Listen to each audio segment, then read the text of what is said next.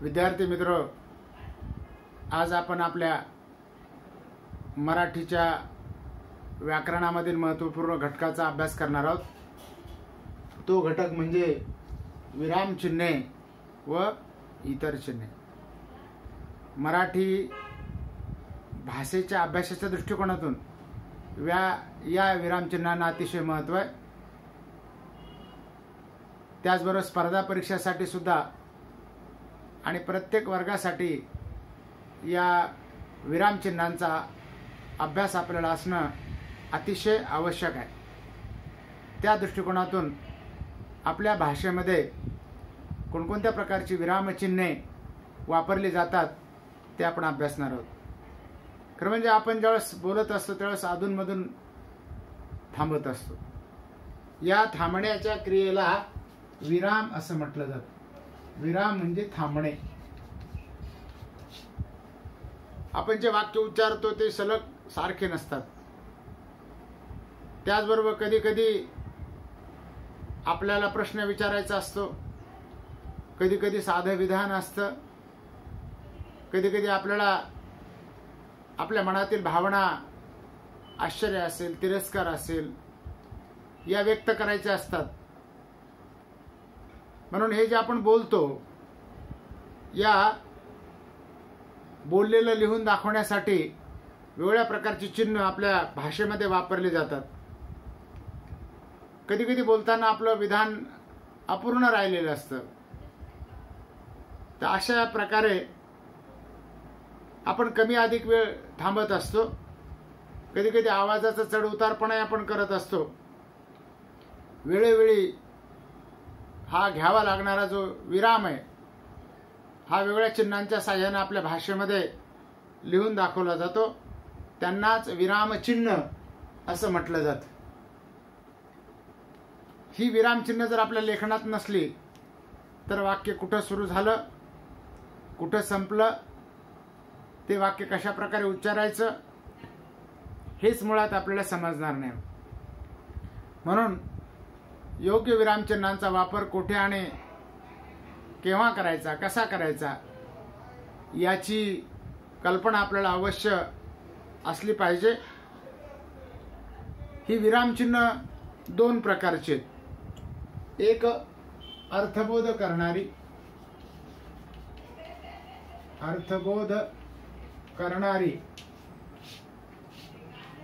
आणि दुसरी आहेत विराम दर्शविणारी।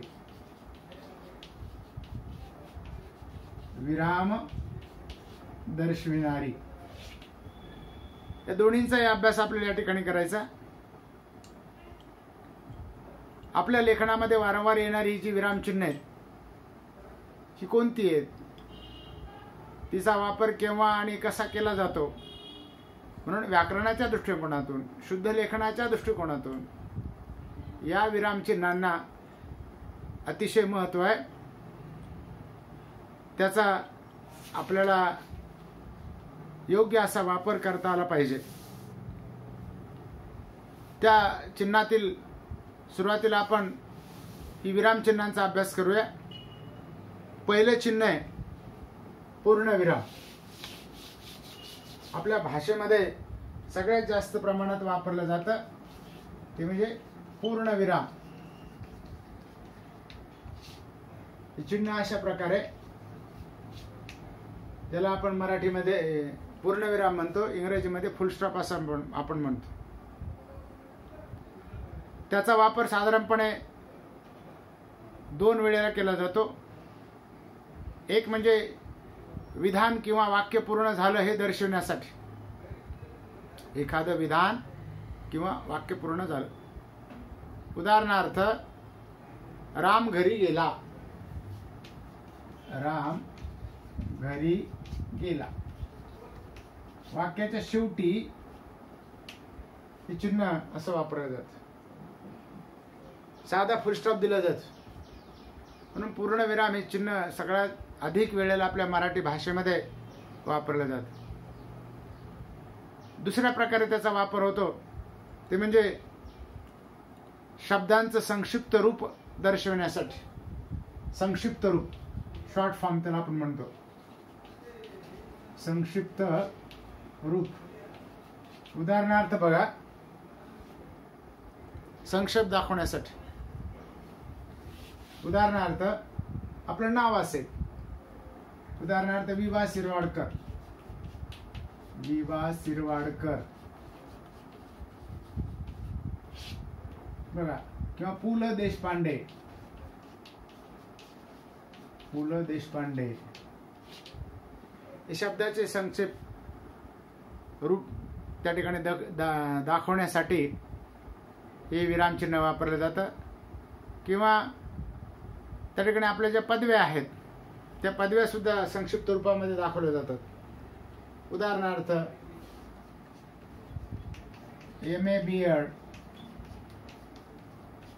किंवा LLB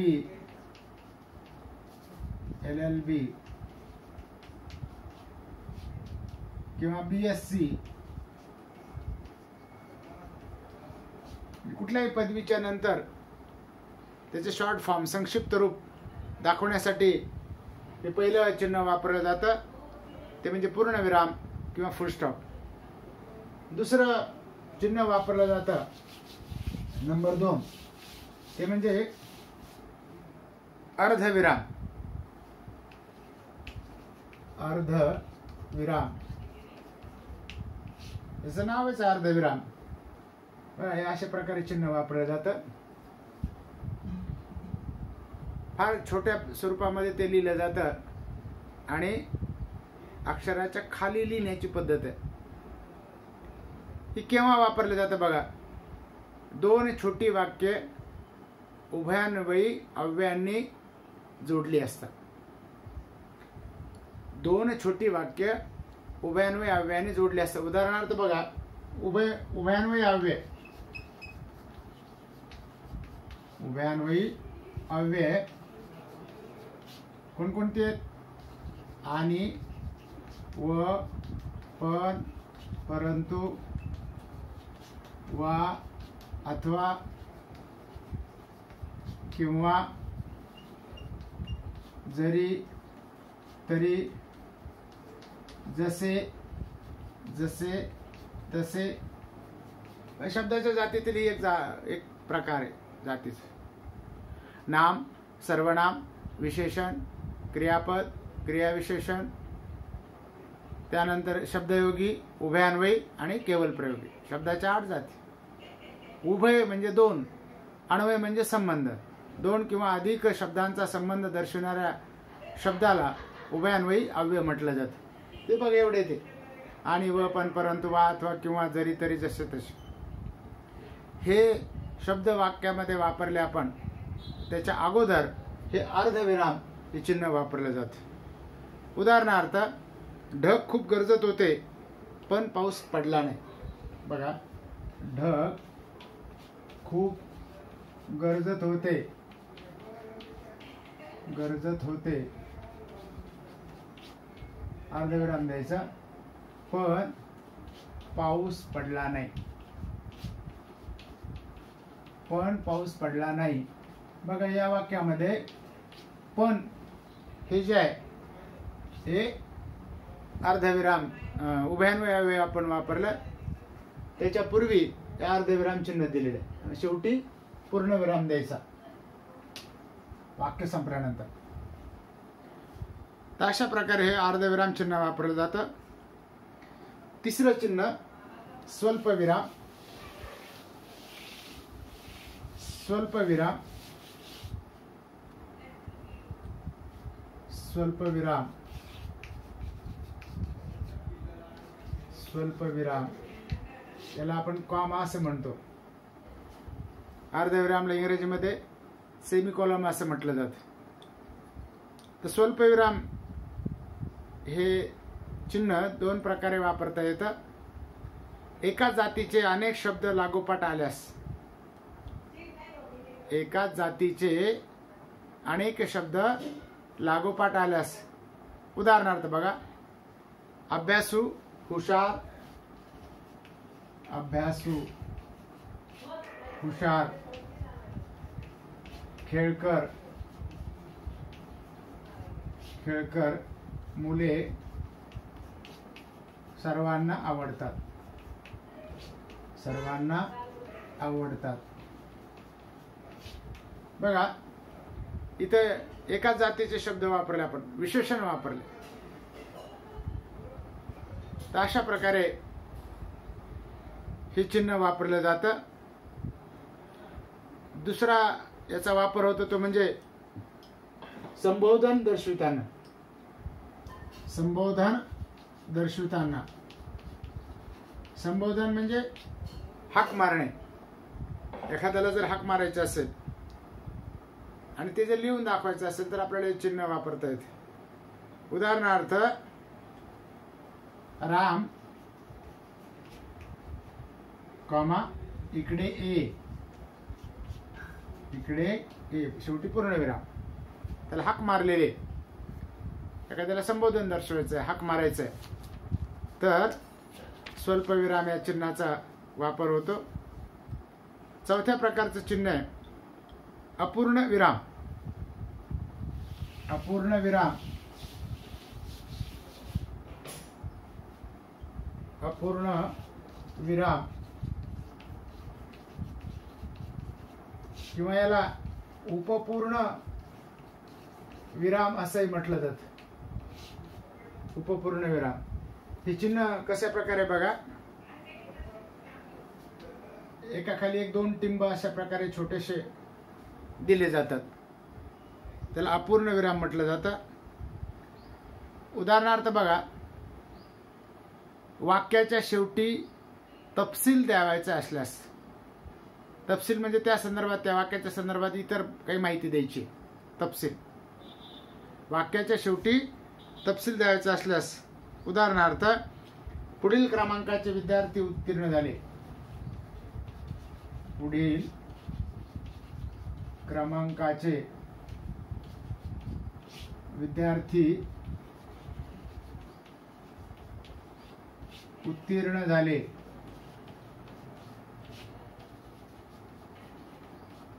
बघा इथं हे उपपूर्ण विराम चिन्ह वापरायचं. इथं आपण त्याचे क्रमांक टाकू शकतो. 1 3 5 7 9 13 15 इत्यादी. अशा प्रकारे त्या ठिकाणी एक अपूर्ण विराम म्हणजे एकाच जातीचे शब्द जर लिहायचे असले तर इथे कॉमा वापरला जातो. पण तपशील जर द्यायचा असेल ते बघे उपपूर्ण विराम इथे चिन्ह वापरले. आणि एकाच जातीचे शब्द इथे आपण दिले त्यामुळं इथे कॉमा वापरलेला. अशा प्रकारे वाक्याच्या शेवटी तपशील द्यावायचा असल्यास अपूर्ण विराम हे चिन्ह वापरलं जातं. त्यानंतरचं पाचवे चिन्ह आहे ते म्हणजे प्रश्नचिन्ह. प्रश्नचिन्ह अशा प्रकारे चिन्ह आपल्या मराठीमध्ये वापरलं जातं. इंग्रजीमध्ये त्याला आपण क्वेश्चन मार्क असं आपण म्हणतो. याचा वापर केव्हा होतो? प्रश्नार्थक वाक्याच्या शेवटी याचा वापर होतो. उदाहरणार्थ तू केव्हा आलास? तू केव्हा आलास असा प्रश्न विचारलेला. इथं शेवटी चिन्ह दिलं की आपल्या लक्षात येते या चिन्हाच्या साहाय्यानं की हे प्रश्नार्थक स्वरूपाचं वाक्य आहे. त्यानंतरचं सहावं चिन्ह आहे ते म्हणजे उद्गार चिन्ह. उद्गार चिन्ह हे उभी रेष आणि असं टिंब असं दिलं जातं. उद्गार चिन्ह बघा याचा वापर कधी होतो बघा, उत्कट भावना व्यक्त करताना ती दाखवणाऱ्या शब्दाच्या शेवटी. आपल्या मनामध्ये उत्कट भावना आहे, एक आश्चर्य व्यक्त झालेलं आहे किंवा करायचं आहे आपल्याला, किंवा त्या ठिकाणी तिरस्कार आहे किंवा किळस आलाय किंवा वाईट वाटतंय, हे आपल्या मनातली भावना व्यक्त करायची आहे, तर आपल्याला हे चिन्ह दर्शवून ते दाखवतात. उदाहरणार्थ बघा, अरे रे तो नापास झाला. अरे रे इथे बघा चिन्ह लिहायचं, तो नापास झाला. म्हणजे त्याच्याबद्दल दुःख व्यक्त केलेलं आहे, शेवटी पूर्णविराम द्यायचं. किंवा दुसरं वाक्य लिहितात आपल्याला, शाब्बास, छान खेळलास. शाब्बास, छान खेळलास.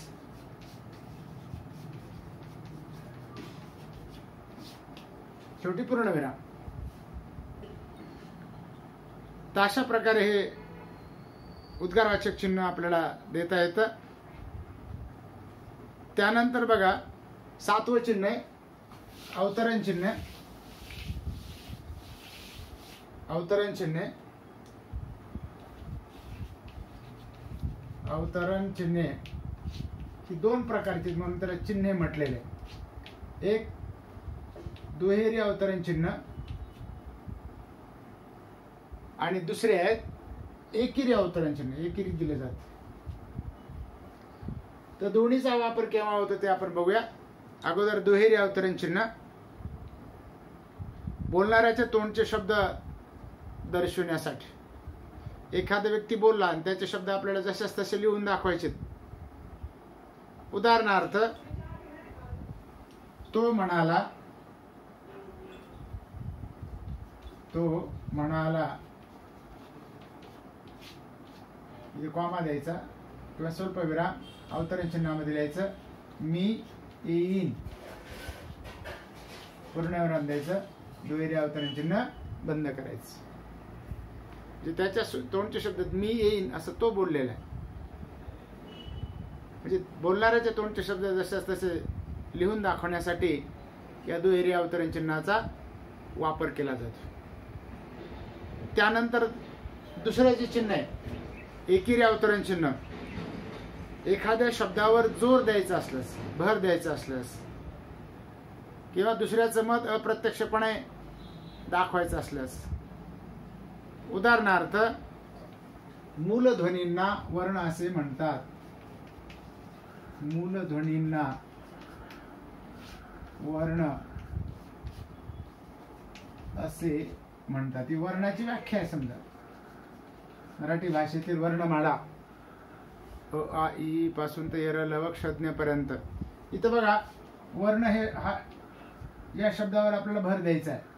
तर आपण एकेरी अवतरण चिन्हामध्ये ते शब्द टाकू शकतो. तर अशा प्रकारे हे दुहेरी अवतरण चिन्ह आणि एकेरी अवतरण चिन्हाचा उपयोग केला जातो. त्यानंतरचा चिन्ह आपल्याला पाहायचंय ते म्हणजे संयोग चिन्हे. संयोग चिन्हे 8वं चिन्ह संयोग चिन्हे. संयोग चिन्ह बघा, तर हे आडवी रेष अशी वापरली जाते. छोटी आडवी रेष वापरली जाते. 2 प्रसंगी याचा वापर होतो. 2 शब्द आपल्याला जोडायचे असतील तर या 2 शब्दाच्या मध्ये चिन्ह टाकलं जातं. 2 शब्द जोडताना. उदाहरणार्थ, विद्यार्थी भांडार, विद्यार्थी भांडार किंवा पती पत्नी किंवा प्रेम विवाह. 2 शब्द जोडलेले दर्शविण्यासाठी हे चिन्ह वापरलं जातं. दुसरा याचा वापर होतो ते म्हणजे ओळीच्या शेवटी जर शब्द अपुरा राहिला तर या ठिकाणी संयोग चिन्ह वापरलं जातं. ओळीमध्ये लिहिताना त्या वहीवरली आपली ओळ समजा ती संपली आणि त्या शब्दातील काही अक्षर आपण वरच्या ओळीवर लिहिलेली आहेत आणि काही अक्षर जर आपल्याला खालच्या ओळीवर लिहायचे असतील, लिहावे लागत असतील तर हे संयोग चिन्ह वापरलं जातं. उदाहरणार्थ बघा, आजचा कार्यक्रम, आजचा कार्यक्रम शाळे पुढील पटांगणावर होईल. पटांगणावर होईल. बघा या वाक्यामध्ये इथं पहिल्या ओळीमध्ये शाळेपुढील एकच शब्द आहे, परंतु इथं ओळ संपलेली आहे, तर एक शब्द जोडायचा आहे आपल्याला, वेगळा शब्द तो नाही आहे. तो दाखवण्यासाठी इथं आपण हे संयुक्त चिन्ह लिहिलं आणि इथे संयुक्त चिन्ह लिहिलं आणि खालच्या ओळीमध्ये ते पुढचं वाक्य लिहिलं. तर अशा प्रकारे ओळीच्या शेवटी शब्द जर अपुरा राहिला तर संयुक्त चिन्ह वापरलं जातं. त्यानंतरचं चिन्ह आहे ते म्हणजे अपसारण चिन्ह. नववं चिन्ह अपसारण चिन्ह. हे थोडं संयुक्त चिन्हापेक्षा थोडं मोठं असं काढलं जातं, थोडं मोठं काढलं जातं, किंवा याला इंग्रजीमध्ये डॅश असे म्हटलं जातं, डॅश. किंवा याला दुसरे एक नाव आहे स्पष्टीकरण चिन्ह. स्पष्टीकरण चिन्ह असे म्हटलं जातं. अशी आडवी मोठी थोडी रेष संयुक्त चिन्हापेक्षा थोडी मोठी काढली जाते. उदाहरणार्थ बघा, बोलता बोलता जर आपली विचार मालिका जर तुटली तर आपल्याला ते लिहून दाखवण्यासाठी हे चिन्ह वापरता येतं. उदाहरणार्थ, मी तेथे गेलो पण. मी तेथे गेलो पण पुढचे शब्द आठवत नाही, पुढे काय बोलले हे सुचत नाही. तर अशा प्रसंगी हे डॅश चिन्ह वापरलं जातं किंवा स्पष्टीकरण चिन्ह वापरलं जातं किंवा त्याला अपसारण चिन्ह असं म्हटलं जातं. बोलता बोलता जर विचार मालिका तुटली तर हे चिन्ह वापरलं जातं. किंवा स्पष्टीकरण द्यावायचं असल्यास तर दुसरा याचा वापर होतो, स्पष्टीकरण द्यावायचं असल्यास.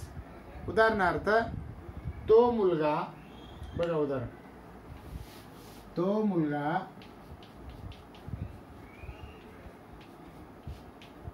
डॅश ज्याने बक्षीस मिळवले, ज्याने बक्षीस मिळवले डॅश आपल्या वर्गात आहे, आपल्या वर्गात आहे. पहा इथं स्पष्टीकरण दिलेलं आहे, तो मुलगा ज्याने बक्षीस मिळवले डॅश आपल्या वर्गात आहे. अशा प्रकारे मित्र, हे आपल्या मराठी भाषेतील महत्त्वाची विरामचिन्ह आहेत.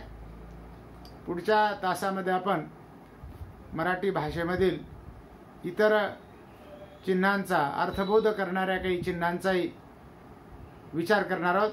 तुर्तास आज इथं आपण थांबूया. धन्यवाद.